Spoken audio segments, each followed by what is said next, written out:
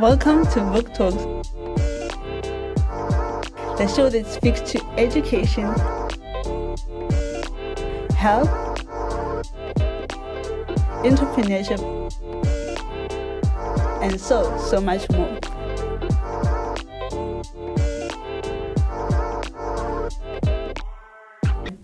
Dumelang and welcome to Vuk Talks, the podcast that amplify, build, and connect. My name is Lisiba Matapo, and I'm not alone today. I've got a very beautiful guest here with me. We are going to talk about everything aviation. Hi, Sibongile. Welcome to the show. How are you today? Hi, thank you so much for having me.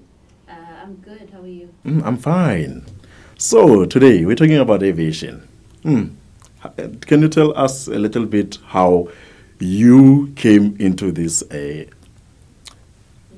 industry? Okay. Okay, so I work at a company called ATNS, Air Traffic and Navigation Services, and they are responsible for all of South Africa's airspace. Actually, 10% of the world's airspace. What I do is I'm a data officer under the AIMU, which is Aeronautical Information Management Unit. We're responsible for information that any aviator would need. I came into this profession because I wanted to try something different. Coming from your traditional careers, I tried accounting, I tried teaching, and I was like, okay, maybe I need a little bit more excitement. And then when the opportunity came up to actually come into ATNS, that's when I decided to grab it, and I got in, and the aviation bug bit me. So then what sparked your interest as being an AIM officer?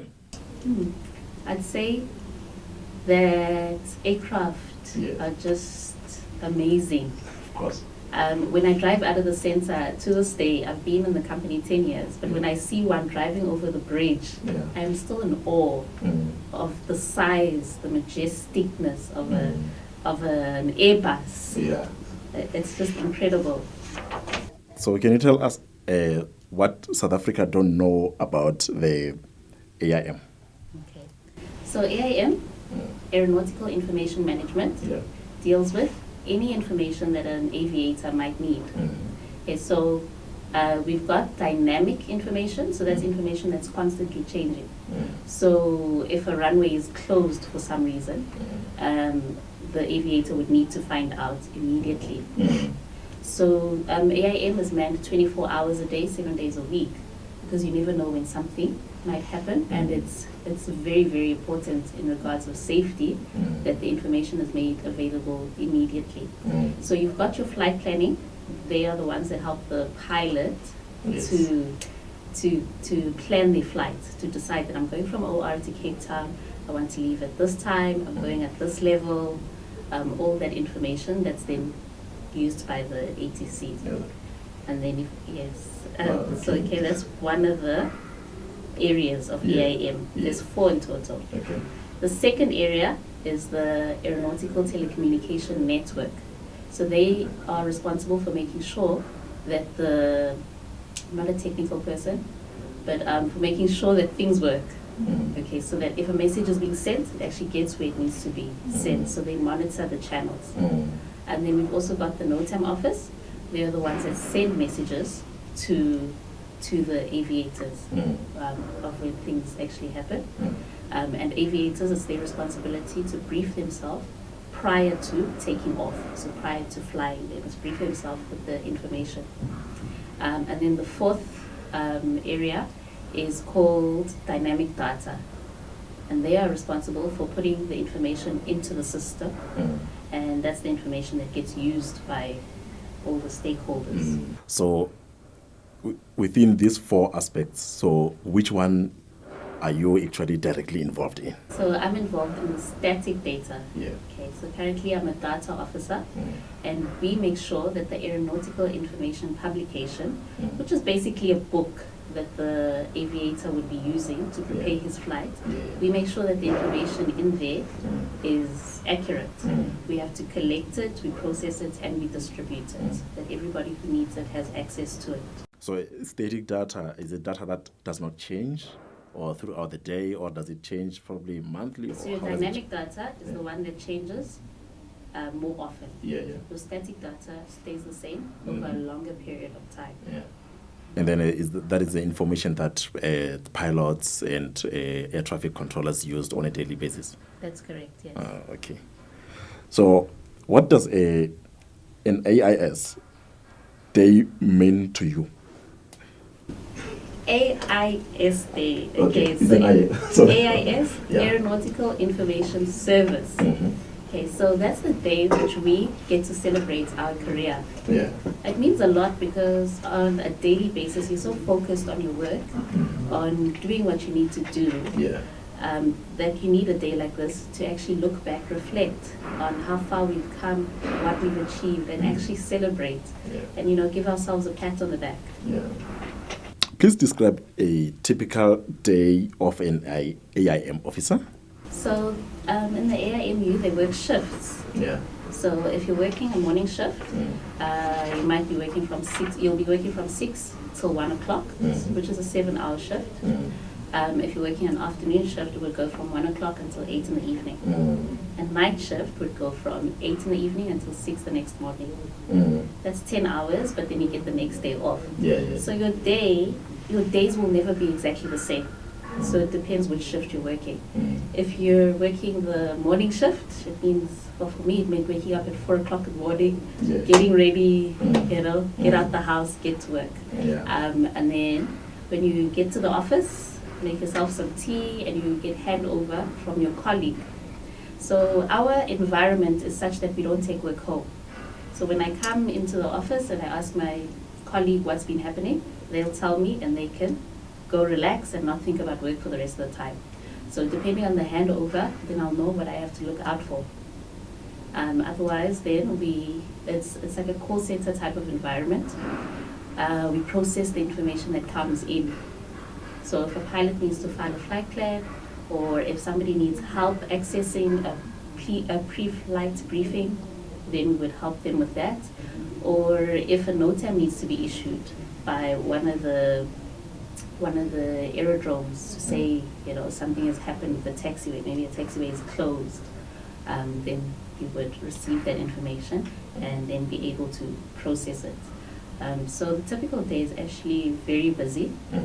It's quite an intense environment. You have to stay on top of your game. But the company has made it such that they cater for the individual holistically. So we have restrooms. For example, if you're on a night shift, you can actually go and take a nap. There's beds there available. Yeah, so it just depends on the day. But I must say the best part of working in that environment is definitely the people. Not only do you get to interact with the pilots or airlines or other air traffic service units, so basically the aerodromes who need things from you. All the people you get to interact with, and you learn so much from them. But even your colleagues who have different backgrounds from you, you get exposed to a lot. Especially because it's so specialized. I do something specific, and I will always need somebody else to help me. So we really work closely with a lot of other departments.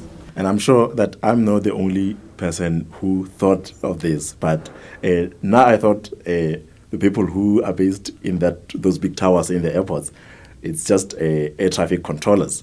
It's just until today that I learned that there are people like you, AIM officers. I didn't know that those exist in South Africa. So basically, when you go into those towers, you go into the tower and then you work your shift, or do you ever get to leave the tower during work day? Or I just want to say, a lot of people, myself included, before I started working here, I didn't even know that ATCs existed. I didn't know what a tower was. So I think you're further on in terms of the knowledge. So we are based at the tower, right? So the tower is in the middle of the runways. So we're not at the terminal building, which everybody considers to be the airport. yes, We're in between the runways. So we can leave the premises if we need to during a lunch break. There's a shopping center, you can go grab lunch. But yeah, so it's up to the individual if they want to have a packed lunch. So you're not just locked in those towers until China time? No, we're not locked in. Okay. So you're not just locked in those towers until China time? No, we're not locked in. Okay. So as an aviation enthusiast myself, because I watch a lot of aviation videos on YouTube, that's how I pass my time, if you guys didn't know. So basically, I tend to overhear certain language that is being used in aviation. So that language, do you also apply that language in your workspace? Yes. Okay. So we all have to comply with aviation English. Yes. Because it's not just South Africans. We're dealing with regional people, even international clients. So subscribing to ICAO, ICAO is the organization that prescribes the rules of how everyone should function. Okay, so we all speak aviation English, and we also have to know the phonetic alphabet. I don't know if you're familiar with that. The military uses it a lot. Yeah, definitely. Yes. So that information can always be relayed correctly, to not have any misinterpretation. Yes. Okay. And the other question that interests me a lot, we spoke about it when we were sitting back there, that so what happens? Maybe this may not be your direct line of work, but I asked, what happens if, for an instance, an emergency happens, or a flight needs to divert to another airport? How does that work? Okay. So when a person files a flight plan, they will actually already plan that if anything happens, where will I go? So for example, if I'm flying from Cape Town and my destination is OR, if anything happens, my alternate is Lanseria. So when something happens, they're not like, oh no, what now? They already know what is the plan B. They will communicate with the ATC that, hey, I actually need to land at Lanseria. I need to divert to Lanseria instead of my original plan. And then the ATCs at OR and Lanseria will communicate with each other to ensure that the pilot has a safe landing. In terms of weather, I mean, we know that planes do operate in all weather conditions, but sometimes they do get to divert if perhaps maybe the weather is quite severe. Is it part of your job that you give a weather updates? Okay, so it is a pilot's responsibility to get a pre-flight information bulletin and to make sure he's got all his information before he departs. So he can get a report from the Met Office, so South African Weather System is responsible for that, but the ATCs can also give weather reports when the pilots reach out to them. To be an AIM officer, what qualifications are required? You need a matric with maths and English. It needs to be higher grade D or standard grade C, or nowadays level 4 and up. And then you apply for the bursary on our website. If you get the bursary, then you'll be able to go study at the Aviation Training Academy, which is also based at the center at the airport. Yes, and then you'll study there for 6 months, and the qualification you'll get is called a core content certificate, and that will then make you eligible to go there, do on-the-job training in the field. So you will do a 6 months course, and then after that you do is it on-the-job training? Yes. And then for how long will you be doing that? On-the-job training, for the first position, which is the flight planning or briefing, that takes about 3 months to do on-the-job training. Yes. And being at the Aviation Training Academy is actually very exciting because it's intense. It's a lot of studying. It's like test after test after test in a completely new world. And the company wants to make sure that everybody is successful, so they accommodate you in a lodge, and they cater for all your meals, and they do your laundry, your cleaning, everything, so that you can just focus on the study. So, in terms of females in aviation, how does the representation look like? The representation is very, very, very good. Compared to like 10 years ago, 20 years ago, you can see dramatically that there are a lot more females represented now. And the company has made so much efforts as well. At some point there was an empowerment program. I think it was called the Leadership Development Program for Women. I'm not so sure what the qualification was exactly, but they were really, pushing and driving for women to do that qualification. And even now, our CEO happens to be a woman, so there definitely is representation and support. No, I definitely I agree, because in South Africa we're pushing for representation of women in the workplaces. We need people or women to be specific, to work in fields that were mostly, dominated by the, male counterparts. So where does one get more information on ATNS? You can access our website on www.atns.co.za. Everything about the company you will find on the website, even how to apply for the bursary program. Okay, so in your parting words, what advice can you give to a person who wants to get into this job that you're doing? I would say go for it. Go for it. There is so much unexplored territory. There's so much opportunity. Especially once you're within the company, they really make an effort to grow you. Currently, if you want to study further, you're welcome to. The company wants to be prepared for the future to remain sustainable. And we can't predict what will happen in the future, so they really want people to explore their passions, because all of that will benefit the company at the end of the day. So South Africa is marking 30 years of freedom, freedom. So what can you say about it? I think it's brilliant.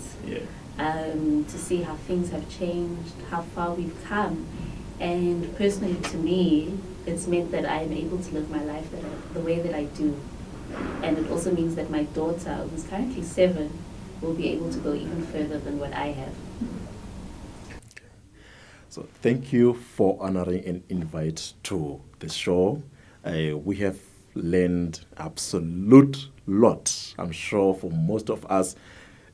What we didn't know about ATNS, now we know, and I think a lot of us now also know what to do or where to go, and also to take a leap of faith, man. I mean, if you want a career change, this is one of the careers that you can probably, explore. So thank you for honoring us with accepting our invitation. Hope to chat to you in the future, and go well. Thank you very much. Thank you so much for having me. It was brilliant. It was lovely to be able to share about my career with the youth, and I hope to be seeing them soon. All right. Thank you, South Africa. Goodbye until the next episode.